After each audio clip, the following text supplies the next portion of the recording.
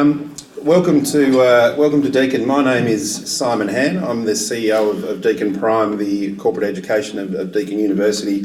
Very pleased to welcome you here today. A lot of new faces, which is great to see some fresh faces amongst the audience and some of the regulars I recognise. DeakinPrime hosts a series of these lunches throughout the year where we ask thought leaders to come and share their expertise with our clients and friends of DeakinPrime. And while they usually tend to be fairly learning focused, we're going a bit broader today with McCrindle, whose expertise is in social trends. And the relevance here from a learning perspective is the impact that has on how we're going to design and support learning and development within our organisations. So I think we've largely recognised the ineffectiveness of more traditional face-to-face training model. We've managed to disengage learners with big blocks of uninspiring e-learning. And we've started to embrace the importance and effectiveness of a 70-20-10 blended approach, and learners having much higher expectations of when, how and what they want to learn, and in a manner that's personalised specifically for them. So today Mark's going to share some of the key trends shaping our society and give us something to think about in terms of how we might respond and adapt our approach to how we develop and support the capability of our workforce of the future.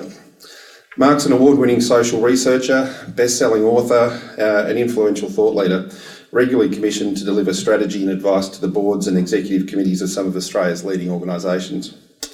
Mark's understanding of the key social trends as well as his engaging communication style places him in high demand in the press, on radio and on television shows such as Sunrise, Today, ABC News, Current Affair and Today Tonight, and today DeakinPrime. So his research firm counts amongst its clients more than 100 of Australia's largest companies, and his highly valued reports and infographics have developed with his regard as an expert demographer, futurist and social commentator. So it's with great pleasure if we could give a warm welcome to Mark, please. Thanks, Simon. Good afternoon. Thanks for being here, and I look forward to interacting with you and thinking through some of these big trends that are transforming our society and the workforce, but in addition to that, transforming how we engage and connect. And we do a similar role. You know, you are key in terms of the training and development and upskilling of teams and organisations, and that's about communication. That's about getting across important information, but ensuring the communication of that gets cut through and makes sense and is retained. And I think that's increasingly important in the field of research or any communication, and hopefully we'll have some discussion and share some insights in that regard as well. But let me set a bit of context. I love the strapline of Deakin University, Worldly, because it's all about being contextualised, being grounded, understanding the context in which we operate, in which students are educated. And that I think is the key starting point for everyone, to understand the changing environment, to understand what's on the horizon, to understand the context in which we're operating and connecting. And if we were to sum up the 21st century context with a single word, if we were to define this era in which we operate with just one word, it would probably be that word change, because it sort of defines every aspect of business life and interactions, how we shop and connect and communicate. It has all been transformed in this fast-changing world, although a more accurate portrayal of our times and the trends is not so much that sort of change, it's more that sort of change, because it's constant, it's non-stop and it's fast, and it's changing everything. I was writing an environmental scan for a sector recently, and I began by saying that it's only occasionally in history that you get massive demographic shifts combined with rapid social change and huge generational transitions and ongoing technology trends. And when you get the confluence of these mega trends coming together, then within the span of a decade, society altogether alters and becomes unrecognisable to the one that, well, parents inherited, and those certainly the ones that grandparents experienced. It's mega transformation in a short period of time, and here we are in such a decade that began in 2010, a decade that began before the iPad had emerged, before social media had become popularised, when our population had just hit 22 million, and here we are halfway through the decade. We're going to hit 24 million at the end of the year. We've got a whole new generation that's been born since then called Generation Alpha. We've got tablets and smart devices everywhere. Social media is a key form of people gaining information these days. And this is the decade that's going to take us through to 2020, which has always been that iconic year of the future. We're going to be there in less than half a decade. And if times have changed in the first half of the decade from 2010, we can only imagine what it will be like in 2020. Massive transformation. Now, this context in which you're leading and developing and training teams can lead to a couple of responses. Many of you, no doubt, are dealing in the field of change management, of helping people upskill and respond to this environment. It can lead, as you well know, to change fatigue. Some people can be overwhelmed by the change, can be fearful of the change, perhaps resistant to change just because of the overwhelming nature of it. A little bit like a grandmother I heard about who was overwhelmed with the options that the new technology presented, particularly on that remote control. And there were more buttons, she was pushing too many of them and messing up the control of her TV. And so was the grandson who had to go around regularly and reprogram it, until finally, after the third or fourth visit, the grandson found a pretty good solution to grandma's problem. And a little bit of masking tape was all that was required. Let's limit those options, grandma. Get you back to the channel change and the volume change. The simple days of old, the play and the pause, what more do you need? And she was happy after that. Now, that's an approach to the overwhelming nature of change. Is perhaps not the ideal response because the change is on and we must respond to it. We can't hide from it. I actually see a more wholesale response to change these days, or I guess a more general reaction to change, and it's not so much change fatigue. We see it particularly with the new generation coming through. They're not worried about change. They're not experiencing change fatigue. They're probably experiencing change apathy. It's equally negative. It equally means we don't respond to the realities of our environment. But people aren't worried about it. They're just indifferent to it. They're not fearful of the change. They're just blasé about the change. And equally, they don't respond to the realities that it presents. They don't survey the horizon and start to adapt and adjust and innovate, which is so required these days. A little bit like the fellow whose job was to paint the truck that put the line down the side of the road, and he was not responding to his environment. He was not stopping to remove fallen tree branches, and it's not enough to roll on. The show has to not just roll on but respond to the realities. Now, I want to think about the change and the trends and the transformations by using population as our centerpiece. When I was starting out in business, they said that there's just two things you really need to know in business, and those two things are people and numbers. And that sort of makes a lot of sense. That's what business is about. Understanding people, the internal ones and the external ones, and the community as well, and understand the numbers so the business can be sustainable and grow. And where the people and the numbers intersect is in the world of demography and population. And you've got a couple of these population cards in front of you as well. But let's think about the numbers and the people where they meet in population and use that as the centerpiece of thinking about our changing times and workforces and what it means for the future. I would just say 4 things about our population in this time. We'll interact as we go. But the first is that our population is growing, which is good news because it has assisted business. It creates that consumer demand. It ensures that the workforce can grow to meet those needs. Australia has slowed a little bit from the peak of our growth a few years ago, but we're still growing at 1.4% per annum. We're adding about 1 million people every 2.5 years. More years than not, in the first half of this decade, we've been growing. We've been the fastest growing nation in the developed world. And so that's pretty significant population growth. And the crossroads of growth actually are here in Victoria, the second fastest growing state in the fastest growing nation in the developed world. If we have a look at growth right across Australia, every state and territory has natural increase growth, more births and deaths all over the place. Every state and territory also has a green light of growth from net overseas migration, more arrivals from overseas into each state and territory than there are departures overseas. But only 3 states have this third green light of growth, which is the net interstate migration. Only in 3 states do we get more arrivals from the other states than departures to the other states. And leading that, numerically is Victoria from a percentage point, WA at the moment. But that's some pretty significant growth. So while our nation is growing at 1.4%, Victoria is growing at 1.9%, and Melbourne is growing at 2.25%. So very fast growth taking place right here. Now, the uniquenesses of the Victorian population is that it is so Melbourne-centric. In fact, if we look at this little analysis here, this is the percentage of the state that lives in its capital.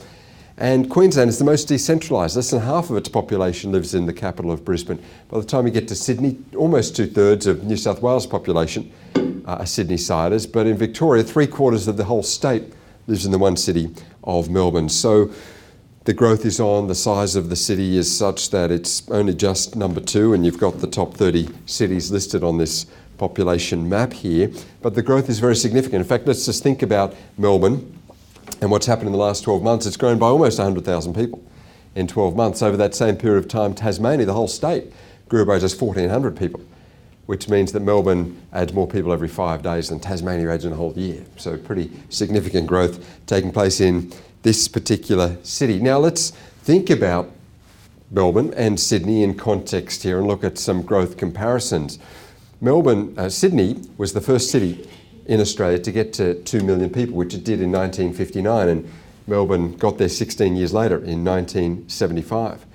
Actually, the next 2 cities, we've only got 4 cities that have hit the 2 million mark, and the last 2, Brisbane got there in 2008 and Perth got there last year. So we're at that point, and you can see how far ahead Sydney and Melbourne are from a population perspective. Sydney hits 5 million next year, and just 4 years later, right? 16-year gap between hitting 2 million between the 2 cities, just 4-year gap between the 2 cities getting to 16 million in just over 4 years' time. Melbourne will get there.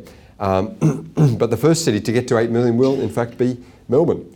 Based on the current growth trends, Melbourne will be our largest city in 2053, and both Sydney and Melbourne will hit 8 million in 2055. Interestingly, in the same year that our 5th city gets to 2 million, which will be Adelaide, in the same year, Melbourne and Sydney will each be at 8 million, so 4 times the size. So you can get a sense as to the population centricity around both Melbourne and Sydney. 1 in 5 Australians lives here and 1 in 5 in Sydney as well.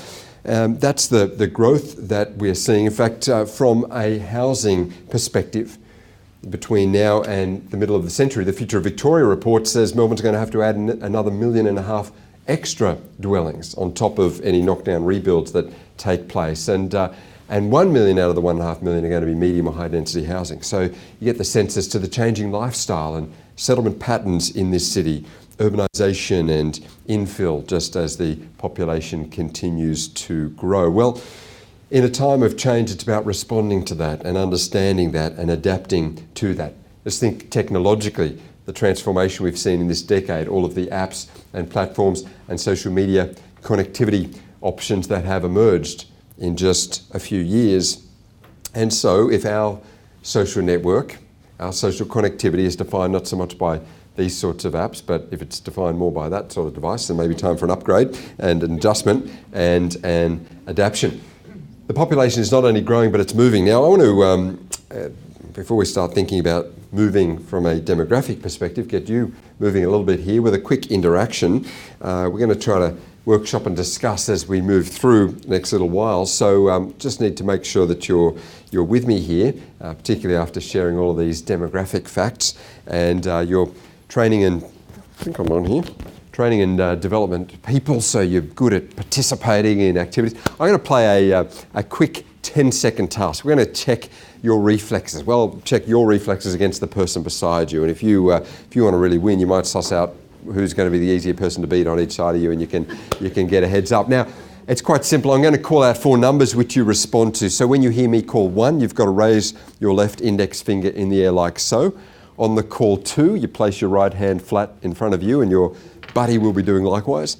On 3, you place your index finger on your competitor's palm. They're going to be doing likewise with you. So we're set like this. And as soon as you hear me call 4, you've got to grab their finger without letting them grab your finger. And whoever's grabbed the finger has won the AFL Grand Final and the Brownlow and the whole lot. So find your buddy and let's just test out those numbers and your reflexes. All right, we've got pairs happening. Fantastic. All right, so we firstly got 1. So left pointer is raised. Fantastic. 2. Now you've got your right hand flat in front of you as you face each other. Excellent. 3. Your index finger on their palm and ditto. Fantastic. 4. All right, well done. I'm going to call that a warm-up. And I'm going to give you one more chance for a point, maybe even the score. Here you go, last opportunity to test reflexes. We've got 1, 2, 3, 4. All right, well done. That is good. We're functional and reflex is working, and hopefully you got a point in there somewhere. And if it's 1-1, you'll have to have your decider at afternoon tea time or something else. Well, we know that attention spans are shrinking. We know that we're increasingly connecting with the new generation. We know that activity and interaction and kinesthetic learning is a key part of the learning styles of the new generation. And just as we've seen entertainment adjust and adapt to the shortening concentration spans, to the screen time of today, to the lean forward screens, which are involving and kinesthetic and active based rather than the lean back TV screen that we grew up with. So we're seeing changes to education and workplace training to respond to those realities. Let's think about moving in another sense, moving in a population sense. Because of the changing and growing populations, we're seeing even changes to how people live. We know from the census data that 3 in 4 Australians lives in a detached home, with 1 in 4 living in medium or high density housing. And this other infographic that you've got highlights that. This is the census data put in this infographic form. And you can see we used a bit of a metaphor here. We said, instead of thinking about Australia as 9.1 million households, if it was shrunk down to be 100 households, the average street, and each of those households was exactly representative. What would Australia Street look like? And we know that 76 of the households on Australia Street would be in a detached home, 14 would be units or apartments, and 10 would be townhouses or semi-detached units. But this, in a sense, is historical. This is looking back. This is how we have settled. If we look at what's happening at the moment, we see significant changes. In Melbourne, we now have just 1/3, and I put this down I put down the current realities Australia-wide, that you've got almost half, just over half, almost half here of new housing approvals are in the medium or high density housing. So this shift from the horizontal communities to the vertical. But if we bring out to Melbourne and look at new housing approvals, 2/3 are in this category and just 1/3 in that category. So a changing of the guard there with this densification and infill. The 1 million out of the 1.5 million going to be in the density categories. Partly that comes about because people are renting, not just owning, and with that people are moving more frequently. With that people are not as connected with their communities and not meeting social needs by knowing neighbours, as was the case in the past. We know that the average renter in Australia stays just 1.8 years per home. Now, if you've got people renting for longer and later in life, that means they're moving across a lot of communities. Even those who buy a home have found their dream, got the mortgage, paying that off. They're not staying 20 or 30 years in that home like our parents' generation did. The average homeowner in Australia occupies that home for just 8 years before they move on. They buy the unit, and then the kids come along, they move to a townhouse. Maybe they save up a bit more, move to somewhere larger. These are the transformations that we see. Those that have paid off the home have stayed longer in that home, but geographically we're more mobile than we've ever been before. Partly what drives this is just the affordability challenge that we see in our larger cities today. If we go back 4 decades and look at house price compared to average full-time incomes, it was a ratio of 5 times the average earnings to buy the median Melbourne house price. By the mid-90s, it was now 6 times average earnings to buy that home. And today you've got to take the average annual $80,000 income, multiply tenfold to get to the Melbourne median house price. That's the challenge that exists. Wages have gone up, but not at the rate of houses. And so we've got people commuting more. We've got people spending longer travelling. We've got a change in the mix and the makeup. People moving through a career, but perhaps renting and moving more frequently. We've got people moving jobs more frequently as well. The average national tenure now is 3 years. So average across all generations and all industries. If it was exactly representative, then half of your team would have been there less than 3 years, half would have been there for more than 3 years. The turnover is far higher in some sectors, lower in others, but that's the national median. And so that means that if it plays out in the lifetime of a school leaver today, they will have 17 separate employers in their lifetime. If they work through their 60s, which will be the trend, they'll have 5 separate careers based on these metrics of renting and owning. They'll live in 15 different homes. That's mobility, that's churn, that's change, and that's what we see currently. And so the question for us is, how do we attract and retain staff? How do we engage with the staff so that in a time of mobility and flux and change, they that talent can be retained? How do we meet community these days when people are looking for that and yet not so much getting it in those traditional housing models? And I put down here, in fact, I'll just go to it. How do we lead in this environment where we've got changes in terms of the expectations that people have? As we've seen generational change, people are moving away from this sort of model. This is the traditional command and control leadership model. It was a top-down approach, a capital L leader, people in their functional teams, and the arrows flow one way. But that has changed. There's an expectation of a model of more participation and co-creation and collaboration and involvement in the process. Empowered young people. We're living now in an open book world. We've got a generation that are a few clicks away from any piece of information on the planet. It has empowered them and transformed them. As Thomas Friedman in his book said, the world is flat. And so an individual can tweet, at Prime Minister, here's what I think. And people have access and influence through technology and through the leverage of today more than people ever did in the past. And so the old models don't work in a new structure. I saw a sign that someone took a photo of in a workplace. I'm not sure it worked. It certainly won't work these days. Warning to all personnel, firings will continue until morale improves. Probably not the ideal way to get a result, because the structures have changed. More to this sort of environment, the flat structures. Think about the empowerment that teams have. Think about the workspaces of today that we see in buildings like this, where it's hot desking and teleworking and work-life balance and the social interactions, the bump spaces built into the very design of offices these days.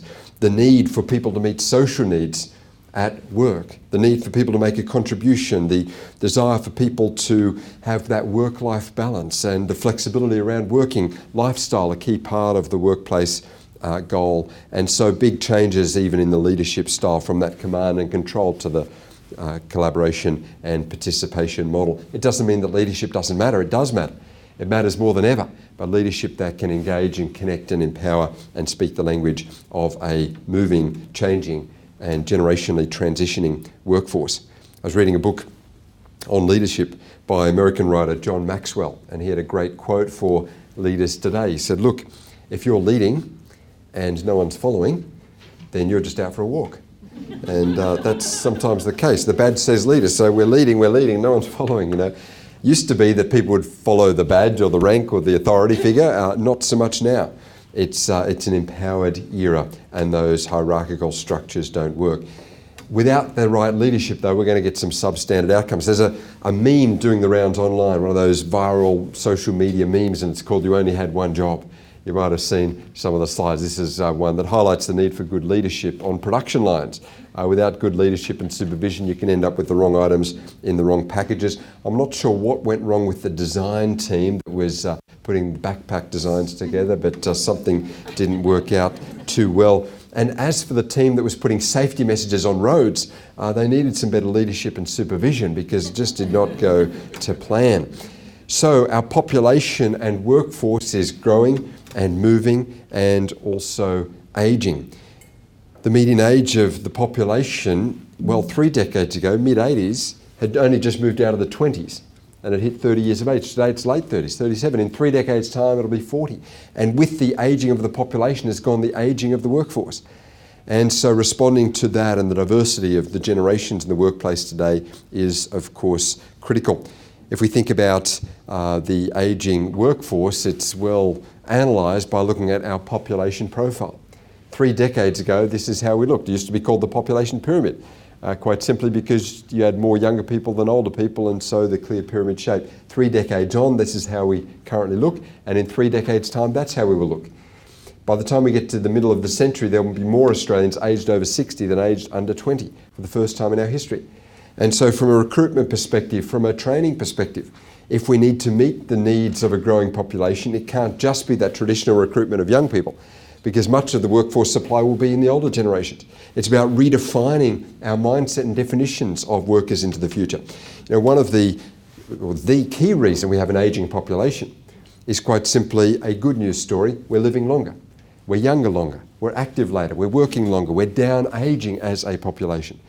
We've added 10 years of life in the last 40 years of time in this nation as an average. It's phenomenal.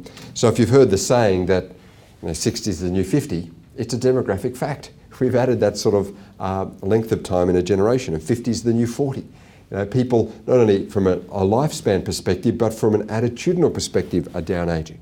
And 40 is the new 30, and 30 is the new 20, although I haven't heard anyone say 20 is the new 10. So at some point the metaphor breaks down, but the longevity continues, and that's the reality. So more of an age range in the workforce than ever before, and therefore more of a need to be training those that have had longer tenure to upskill and retrain and adjust to the realities of the ever-changing workforce. The time frames in terms of new technology, innovation, adaptation to the changes, the time frames have become accelerated. The life cycle of ideas, products or training programs has become accelerated. To keep on the upside of that down curve, we've got to adjust more frequently.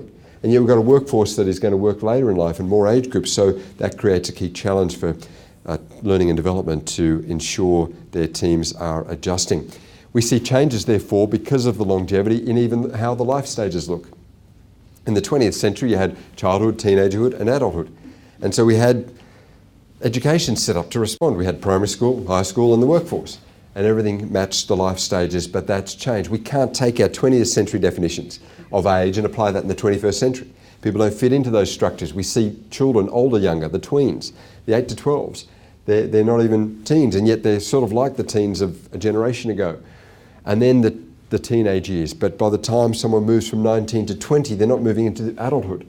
The marriage and the children, the mortgage and the career, those independent markers once of adulthood have been pushed back these days. You've got the young adult life stage, a generation that stay in education later, stay at home longer, delay the earnings years. By the time the mid-20s become late 20s, probably a stretch to still call these people young adults, but I think the term kippers sums up the reality of the late 20-something at home pretty well. KIPPERS, that stands for kids in parents' pockets eroding retirement savings. So keep the kipper reality in mind if you've got some young adults in the household. The reality is, though, because we're living long, we will work later and spend longer in work overall.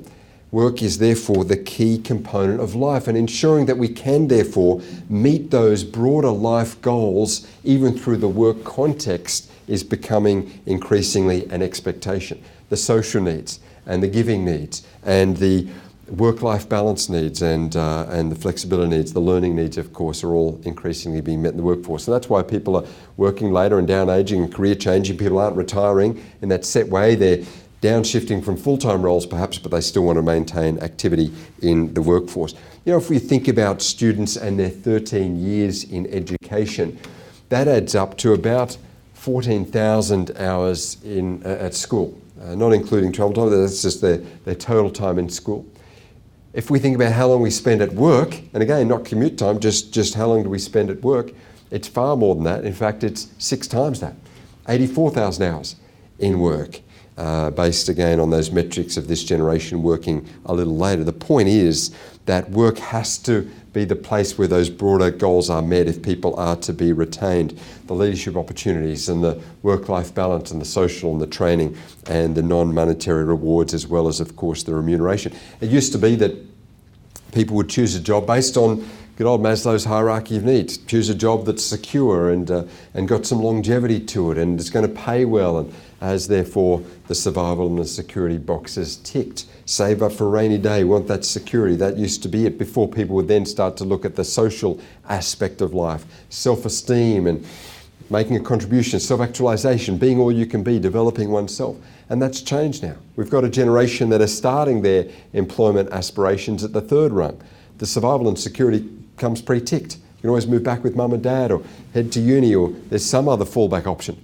I was running a focus group discussing this with Generation Z, the oldest of the Gen Zs, just entering their 20s. And I asked them, well, what do you do if you make a bad choice in life, a career choice, an educational choice? What do you do about that? And one of them said, oh, it's easy. He said, you just hit the undo button. There's always an undo button. You can sort of change paths again. And so that's a generation starting the hierarchy up here, although I see that a Gen Z fellow has even added to Maslow's hierarchy and redefined it further for the 21st century, because as we all know, there is something far more foundational than survival and security these days, and that's Wi-Fi. So we see ongoing changes even to models like that.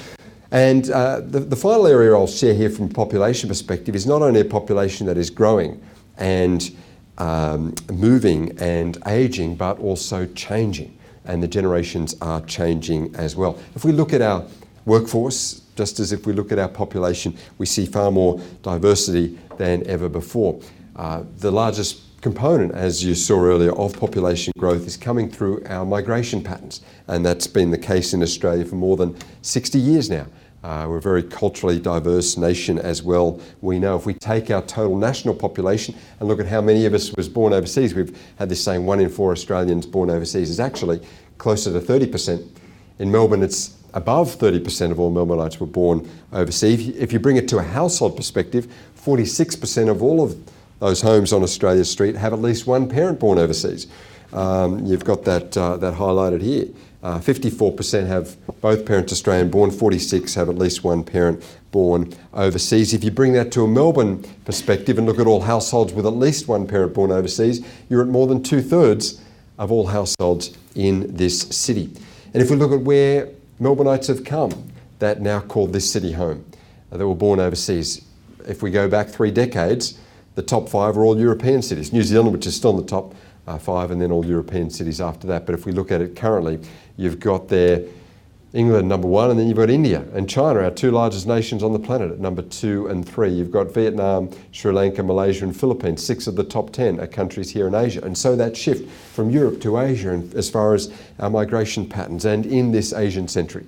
And based on our location as a nation, we're more connected to our part of the world now through our population, our migration patterns and our economics and trade than we ever have been in the past.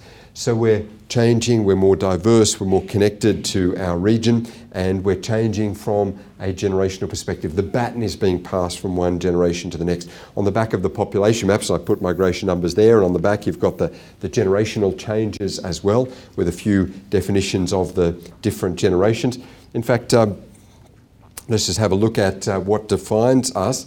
You've got the builders generation, largely have exited from those full-time work roles, but they are called builders because they've built our society and our community organisations and our economy and our infrastructure, our cities, and continue to build. The baby boomers dominate the leadership in our workforce and will continue to do so for a long time as they work later and influence longer than any previous generation. Generation X are moving up into those leadership roles right now because of the particular life stage of the Gen Xer. Debt and dependence sort of sums up our Gen X life stage, and I can see some fellow Gen X, I just picked that slump shoulders, that's sort of what defines a generation. Generation Y coming in, this generation moving to leadership, this new generation of household formers, the generation moving into their key fertility years and starting families and moving into those influence roles. Generation Z, students, but starting to finish up that study, and over the next decade will emerge. And Generation Alpha, as I said, born since this decade began, a whole new generation in a whole new era. You can see on the cards, I put down that Generation Y have just stepped into the most numerous proportion of the workforce in the last 2 years. There's been a changing of the guard from the X to the Y, as the Ys are now 34% of the workforce, the Gen X is 31%. And over the next decade, Gen Y and Gen Z will become almost 2/3 of the entire workforce. So generational transformations taking place there. Responding to each new generation is key. Educationally, we see a more formally educated generation. And so as far as the training and the participation, we need to respond to that reality. You know, for baby boomers, 1 in 5 has a uni degree. If you bring it to Generation X, it's 1 in 4. Gen Y, 1 in 3. In fact, if you take 25 to 34-year-old females, so that cohort that are likely to have just finished their higher education, it's 40% of females, 29% of males in that category. So a little over 1 in 3 there, and for Gen Z it'll probably end up being about 1 in 2 of them with a formal university degree. So that's the transformations that we've seen in education, in learning, in the generational role in the workforce, and even how we communicate with them will need to adjust as we start to speak the language of these new generations. A sentence from a Gen Z fellow came my way recently. I thought I'd put it up just to see how you go speaking Gen Z, because it is a different dialect of the English language. You might have come across some of the slang. And here was the sentence: "For shiz, my work gig is totes cron. The hours are defs cray cray, but YOLO." Now that is slanguage. We call it slang texting language, but let's see how we would go deciphering that. If someone says for shiz, what does that mean? For sure, very good. And my work gig, what is this? Job. And totes is short for totally. And chron is short for chronic. Now, if things sound bad, they're normally good, so that's a fantastic thing. Just like if something's fully sick, that's awesome. And defs is, and cray-cray, and YOLO. Look at that, you are across the Gen Z language. You've got a few Gen Zs around, no doubt. So it's an interesting language that they speak. This is a fairly long sentence that this fellow has given out here, but it's interesting because what he's trying to say is, I like my job. So that's just how they communicate in this new era.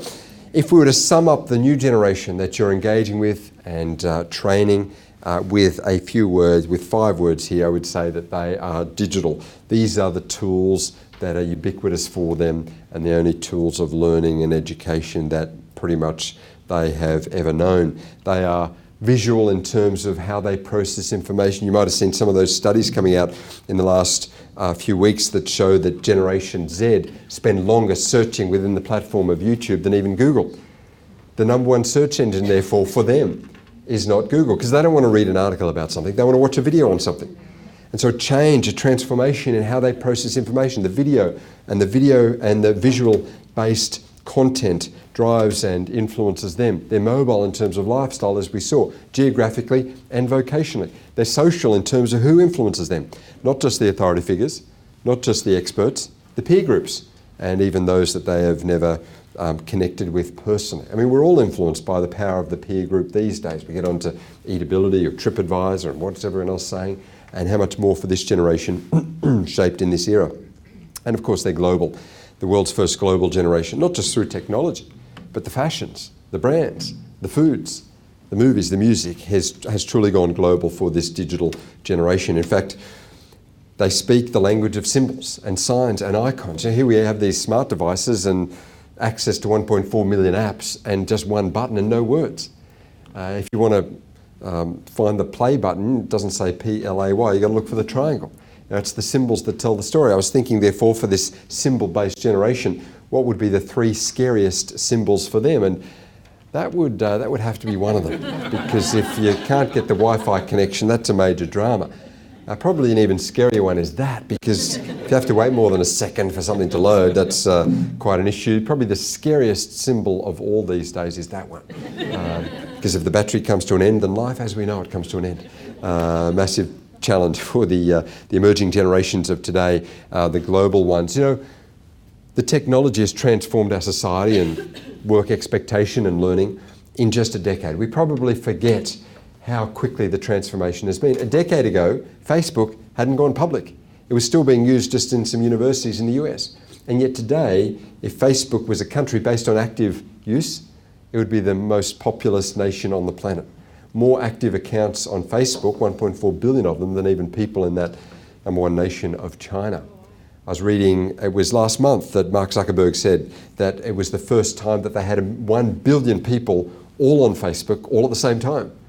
That means one in 7 people on the face of the planet were all on Facebook at any particular moment. So the power of these things in less than a decade to transform our interactions has been phenomenal. You've got sites like Twitter, which would be the 4th largest on the planet, twice as many people on Twitter than even people in the US. And news sites, visual sites like Instagram would round out the top 10 if social media sites were countries. In a short period of time, massive transformation, and new communities have emerged, of course, through this. Some we can understand the business case for and the training platform for. Instagram, a lot of people taking photos of food. Not sure the business case of that yet, although I did see a guy who summed up the reality pretty well here. Instagram is down, just describe your lunch to me. So maybe it'll find more of a use over time. Nonetheless, this transformation in a short period of time has ushered in what we call the Great Screenage. And this, as you know, is changing how people learn, the expectations of it, the time frames of it, the method and platforms of it, the attention spans, and of course the processing styles of information. It's been phenomenal, and it's particularly true of this emerging generation. Something strange has happened with these screens over the last few years. They were getting smaller and then suddenly they're getting larger. And I think this guy picked up on a bit of a trend there. If you've seen the the 6 Plus or now the new iPad coming out, larger than even some laptops. So a little strange phenomenon we're seeing with larger screens, but whether they end up smaller again, one thing we do know is that we're spending more time on the screens than ever before. It was an academic researcher, Sigmund, who points out that we spend far more time in hours per day on electronic media than face-to-face interaction. In fact, it's been that way, that gap, with screen time outnumbering face-to-face interaction every year since 1997, which interestingly is roughly the year that Generation Z began being born. So they've only ever known this world of screen time, electronic time, greater than face-to-face interaction.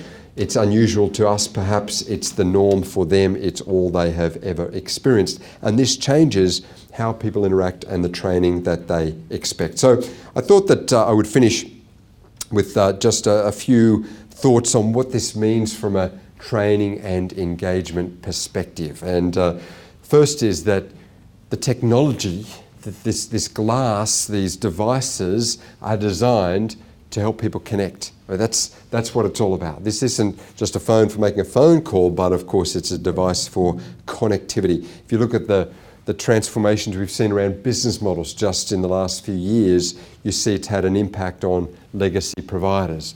Hilton Hotel or the Accor Group are not the biggest providers of accommodation in our world today. Of course, it's Airbnb. In just a few years, they're in more countries and more cities, and yet they don't run a single hotel or own a single bed, and yet they're the largest accommodation provider because they have enabled people in the sharing economy to connect and to solve their own problems.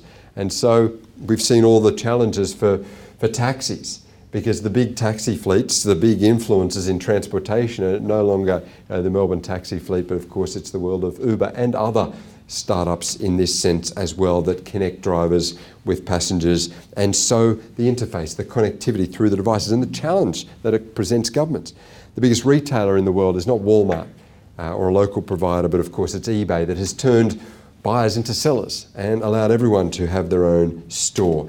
And so the transformations we've seen through the technology have not been companies providing products to people.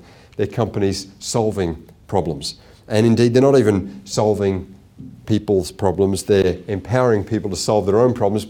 In fact, even a step beyond that, they're connecting people to empower others to solve their problems. This is connection and influence that transforms not the eyes of the head, but their connections at the eyes of the heart. I think when it comes to communication, we've got to keep this in mind, that it's not just about passing on information and getting people to, in a sense, cerebrally understand what we're saying. It's connecting at the heart, not just the head. That's the world of technology and connectivity and social media as well. The second aspect of technology is not designed just to help us connect, but it's designed so that people can create their own content. Look at the top lists of any websites, and we saw a few of them there. They're not the top list because companies behind them have put up some great content. The opposite, companies have created the space and the users create the content. Put the updates on Facebook or the tweets on Twitter or the videos on YouTube or the content on Wikipedia. It's that sort of world of creation and contribution. Think about these devices. They're designed for that sort of creativity. The tablets of our world require different thinking from the computer model. The smartphones of our world, it was never going to come out of the Nokia thinking, because it's a phone that is about the connection and the creation and the interaction and the app-based environment. We've called Generation Alpha, this emerging generation. We've also labelled them here Generation Glass, because it is the glass of their world. It's the wearable glass. It's the glass that they'll wear on their face. It's the glass that comes to life when you touch it, that they carry, or that'll be on the head-up display of the first car they learn to drive on. It's this sort of glass that is key for them. And the glass is designed not to display written content, but visual content. I looked up, of these 1.4 million apps, what our most downloaded app was last year as a nation, thinking that maybe it was a learning tool or a productivity tool or a connection tool, but unfortunately it was Candy Crush. So we haven't yet utilised the glass for the best of purposes, but I'm sure eventually we will. I want to pause for a moment before I move to my final point, just to see whether you have any observations or thoughts or insights on the changes that we've seen around the population, around the generations, and around the training environment, the learning space, and how we can best connect. Any observations or challenges that you've seen in this regard? Privacy. Sorry? Privacy. Privacy, yeah. Privacy is sort of in some ways a thing of the past for some, isn't it? And the challenge for young people is that they, and from the HR space, that young people, when they're young, they're putting up everything and interacting with their friends, because we sort of only ever think about our current life stage and not future life stages, and they're not thinking about the digital fingerprints that leaves and the trail and the challenge that might provide for them in the future. So yeah, privacy is a key challenge. Any other thoughts and observations? Yeah. So privacy from an organisational perspective as well. Right. Protecting their own IP. Yes. Yeah. Okay. And what are some of the key challenges there? They build their business on that IP, and they're nervous about making it available to people to share and amend as they see fit. They're used to controlling it. It's a challenge in this Wikipedia world where, it's the democratization of information and everyone expects everything to be provided free, and yet business models and your organizations and your areas are built on that IP and the value around that. So a clash of cultures in that regard. Saw another hand? Yes. I think sometimes it's challenging when there's a discord between your baby boomers that are, running the organisation and making the strategic decisions, and their lack of genuine acceptance, or whatever word you want to use, to the new world. Yeah. And it's the strategic vision doesn't match the reality of where the organisation needs to be, or what the majority of the staff are driving for. So there's cultural issues, there's a high turnover, all of those sorts of things. Yes. When it's difficult to kind of find a happy marriage between. Yeah. That's a great point. This the key leaders, the key influencers and power holders were shaped in a very different era to what we currently see. So you've got this clash of generations. You've got the hierarchical generation in a flat world. You've got the high regulated environment, governments and boomers all around the place, regulation, compliance, legislation, and yet we've got a low compliance generation coming through who are good at finding workarounds. They're called Generation Y, as in WHY as well. Why should I? What's the point? And push back on that regulation. And so these clashes, you've got a generation focused on ownership of information with a generation that is happy to access something free.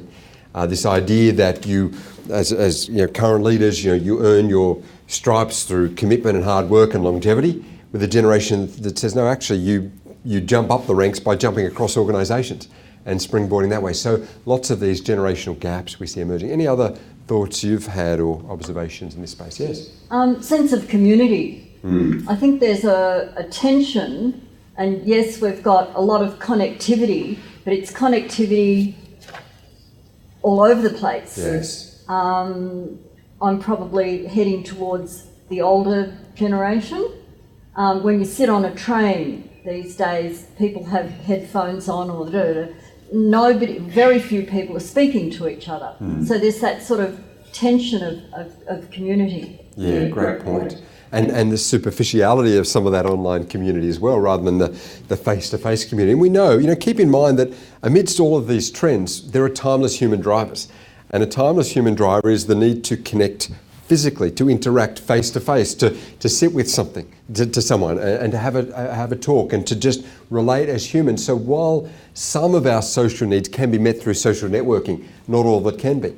While some productivity needs can be met through teleworking, we can teleconference, people don't have to travel in. The workplace of the future will still be a gathering place, because one of the key spend areas of our life is the workforce, 84,000 hours, and we want to spend some of our life in that connection, in that social interaction. Just as the learning space of the future won't just be everyone learning online, but will be people gathering in classrooms, because there's that timeless human driver that we have. So we've got to keep in mind the human aspect, which cannot be replaced even in a world of changing technology, and bring the timeless and the trends together. Any other final hand I missed, or thought or observation on this? The third area then I said is technology is designed to connect, and it's designed to have people create, and it's designed to have people contribute. We just touched on talking about encyclopedias, and the old model was Encyclopedia Britannica, and the Oxford professors would be commissioned to write the content and lay it all out there, and we would go and buy those encyclopedias in print form. 1768, that was the year which Encyclopaedia Britannica was founded. So for a couple of hundred years they had that dominant brand. I can remember in my younger years at home, there was a knock at the front door. I remember Dad answering the door. There was the Encyclopaedia Britannica salesman. And for the next 2 hours, he gave the spiel. By the end of the night, my dad had bought the 24-volume set, which sat in pride of place in our lounge room for some decades. But I think it was about $2,000 that he spent. And recently, I was wondering, are they still around, Encyclopaedia Britannica? I thought, well, I'll have an app if they are. And they indeed have an app on the App Store. I think I saw the 2015 expanded edition. It's got digital content now, videos and other things. But it was $14.95. I thought, $14.95, no, it's not worth it. I didn't get it. And that's the unfortunate reality of these changes in our world and the shift to the digital and the democratization and I guess the Wikipedia concept. And so contribution and participation and interaction. Now, it's not just about the information, it's about how that information is presented. And it's the style as much as the content, it's the process as much as that substance that needs to be held together. If there is important information, then there must be effective communication for that to be disseminated, otherwise it won't make any difference. IBM in their big data study a year or two ago, they said that there is 2.5 quintillion bytes of data created every day. And they went on to say that anything with 19 different digits there, that's a big number, but they say that 90% of the data in the world today has been created in the last 2 years alone. All of that information, we are in this era of information overload. What we don't need is more information. We need effectively communicated information. We need information we can understand and process. That old saying of learning is so true, that to tell them more, you tell them less and you tell them more. And so finding ways to get that information through so that it can make a difference in a world of information overload, as we've all experienced, no doubt, and someone summed it up pretty well here. You know you're desperate for an answer when you look at the second page of Google. Because we're time poor. We know there's so much information. We're trying to limit the options, not expand the options. And so we've got to create content and communicate it in a way that gets cut through. Hopefully some of those infographics are a little example of that. Demographics can be pretty heavy going, but if you can communicate it visually, if you can find the story in the data, if you can engage people in the process, if you can design that in a way and have participation as you share your research or data or content, I think it will make more of a difference in the lives of the new generation of learners. And so what I'm saying here is we've got to create a culture of collaborative innovation where even the learning and development journey is something of interaction and something where there is that ownership, and that's the 70-20-10 model as well. It's not the sit and listen style of old. So let me summarise with 4 final words to bring all of this together. I was thinking about education, and there were 3 R's of education of old, as we no doubt remember, and 2 of them weren't even R's, so that never worked for me. But I thought I'd put down 4 learning and educational R's for the 21st century, and the first would be keep it real. It's about the authenticity. In a world of transparency, people want the information that's real, that makes sense, that just connects with them. And sometimes we've got some training content that probably is of an older era or is not of a sense of reality, that will get pushback, and that doesn't work. I heard about an employer with Safety at Work Week. He was keen to get a message out to his staff. He had the right idea, but unfortunately the method was not great. Great message, poor execution, and didn't send the right signal. We've got to make sure the talk matches the walk, or the walk matches the talk. So keeping it real is the first, and keeping it relevant is the second of my R's. Sometimes the messaging needs to be updated for a new era.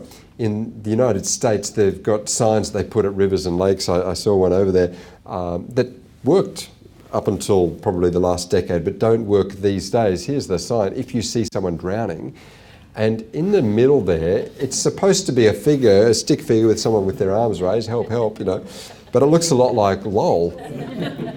And to LOL, to laugh out loud, that is not the right response when someone is in trouble in the water.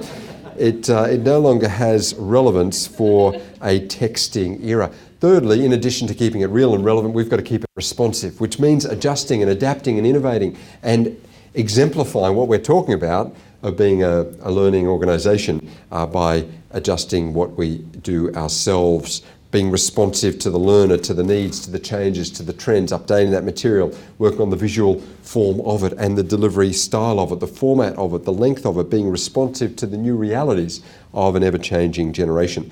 I mean, so transformed is this generation through technology. I even see that they're updating some safety messages around the place. One that was in a stairwell of a building, and the exit was this for Gen Y: in case of fire, exit building before tweeting about it. And no selfies in front of the flames. Okay, it's just dangerous. So that's being responsive. And finally, in addition to keeping it real and relevant and responsive, we've got to keep it relational. That's always been foundational to employment, to mentoring, to training, to education. That old saying still stands. They don't care how much you know until they know how much you care. It's always been foundational to leadership. So that relational aspect has to be there. And I think even more in a world of social media, people expect that relational interaction. We do still require the positional tools of leadership, the feedback, the clear job descriptions, the accountability, the organisational charts, the delegation, all of that matters. They are the positional tools of leadership that have proven over many decades to get good, productive results in the workplace. But if we've got those positional tools, we need to deploy them in a relational style. We might have positional structures, but we need relational interaction, a feel of the relational, even with the strength of the positional, to bring about the effective outcomes and engagement today. I saw a guy, though, probably took it all a bit too literally with the social media side of things with this one: be the first of your friends to like this post. I think that perhaps took it a bit too far. But nonetheless, it's a relational world, and that's key for us all. I thought that I would conclude with a final example of effective communication. We've talked a bit about the emerging generation. I thought I'd leave the final words to someone of the emerging generation, and it was Generation Z. They are the generation that are entering the workforce, of course, and the most shaped in the 21st century. This uni student, this daughter, uni student, headed off to uni and wrote a letter to her parents, which I thought was quite good and summed up some key messages here, and I'll leave you with it. Dear Mum and Dad, she writes, it's now been 3 months since I left for uni, and I'm going to bring you up to date with everything that's happened to me. But before you read any further, you'd better sit down. Never great words to read from one's child. Well, look, Mum and Dad, I'm getting along okay now. The head injury I got when I jumped out of my window when my room caught fire shortly after my arrival, well, it's almost healed now. I do get some bad migraines, but look, fortunately, the fire in my room and my fall was witnessed by a worker over the road. He was the guy who called the ambulance, and he also came to visit me when I was in hospital. And since I had nowhere else to live because of my burned out room, he was nice enough to invite me to move in with him. So anyway, we've fallen deeply in love, and we're going to get married. Now, we haven't set the exact wedding date yet, but we'll make sure we do that before my pregnancy begins to show. Yeah, Mum and Dad. So look, I've decided to quit uni, and I've quit my part-time job, and I'm just going to hang out with this guy. Look, I should tell you that I've had to sell off all of that furniture that you lent me because I'd run short on cash. And while this guy is not educated or employed or ambitious, I'm sure over time you'll come to accept him just as I have. So, Mum and Dad, now that I've brought you up to date with everything, I just want to tell you that I was joking about that fire in my room, and I haven't hurt myself or been to hospital at all. And by the way, I didn't quit uni, I didn't quit my job, and haven't sold off any of his stuff. Oh, and also, I'm not pregnant, nor engaged. In fact, there's no man in my life at all. However, it is true that I failed chemistry. And to be honest, I'm doing pretty badly in statistics as well. And look, Mum and Dad, I just wanted you to see those marks in their proper perspective. So keep it in perspective, and I'm sure you'll do very well with all of the generations, and your future and theirs will be bright. Thanks for listening.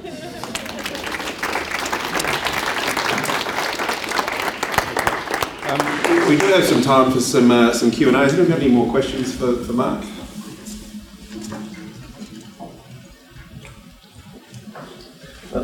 Mark, just the changing concept of ownership, how do you see that impacting on any sort of trends or things moving forward?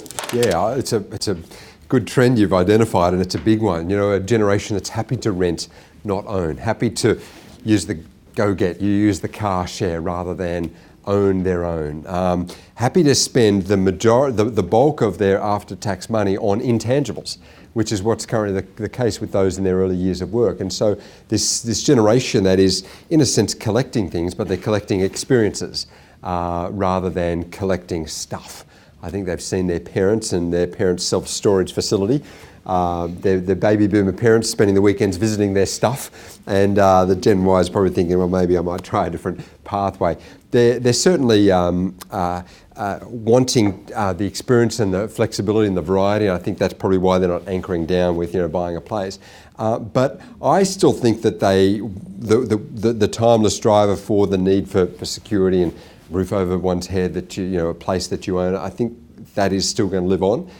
It's just being pushed back a little bit, and so home ownership is still going to be there, and accumulating the things that is of that life stage of parenting is going to be there, but not in the same way as the previous generation. Certainly, they're travelling a lot lighter, and for them, it's the journey, not just the destination. That's a key attitude shift we've seen with Gen Y.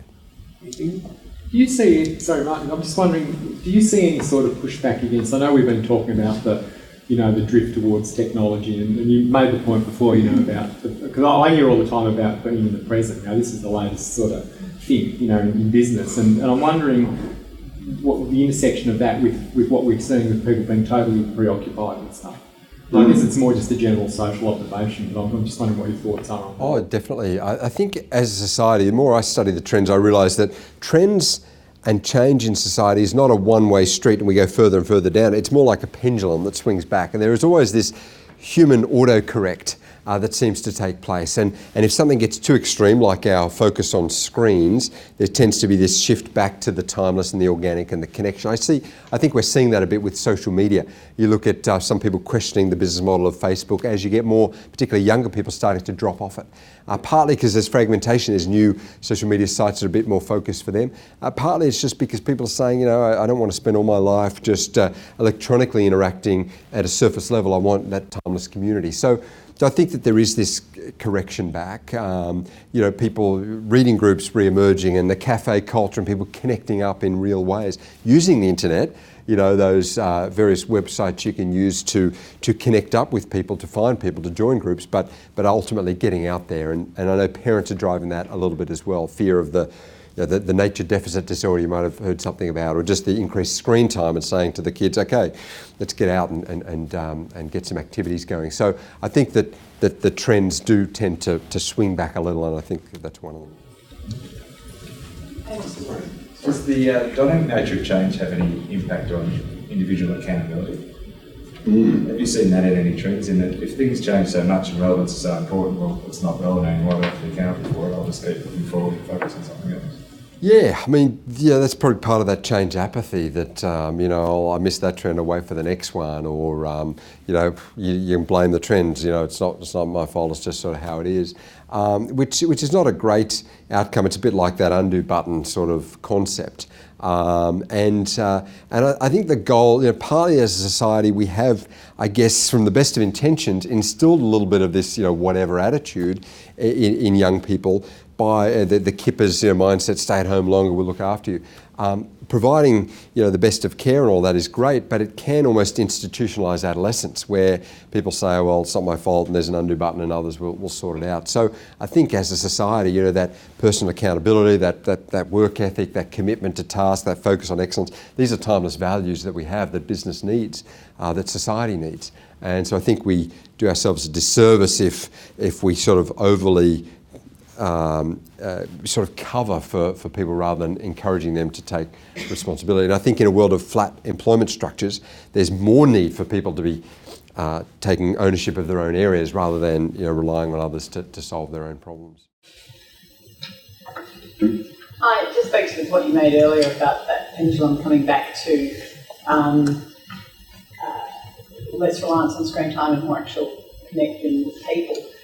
What's your view about that potentially having a positive impact on well-being, mental health, resilience, that sense of, you hear about people's view that lack of connection is what causes so much challenge people. Yeah. Well, I think that you're right. I think technology brings about some incredible things and does help people connect in other ways, in contexts when they can't, and does help us as we travel, keep up with family and friends and the like. So it's got some great positive things for our social interactions. But you look at cyberbullying, you look at we call it a social risk reducer. People can hide behind the technology perfectly, moral and upstanding people, but will say things online in a forum to people that they otherwise would not in a face-to-face world. So it can have this social diminishing impact as well, let alone, as you say, the people losing some social skills or just overly reliant on it, or the impact it can have on sleep deprivation and other things, sedentary lives that we see with children of today. So I think there are some challenges that come with that, and parents, increasingly in the work that we've done, are far more sceptical of technology, particularly with younger children who are spending so much screen time. So I think the parents are driving a little bit of the pullback towards some balance in that regard. Mark, how much do you think the rise or the move towards wearables will create that pullback as well? Because that graph that you showed earlier, where 1997 was the intercept that screen time kept going upwards, is that expected to tail off now with the move towards wearables, maybe away from screen time? Yeah, you're right. I mean, in a sense, technology has always been a tool, but we've sort of made it the main game rather than just a tool. But the key thing with wearables, philosophically, is that they just sit in the background. Sort of like the Internet of Things. They just do their thing, which is great.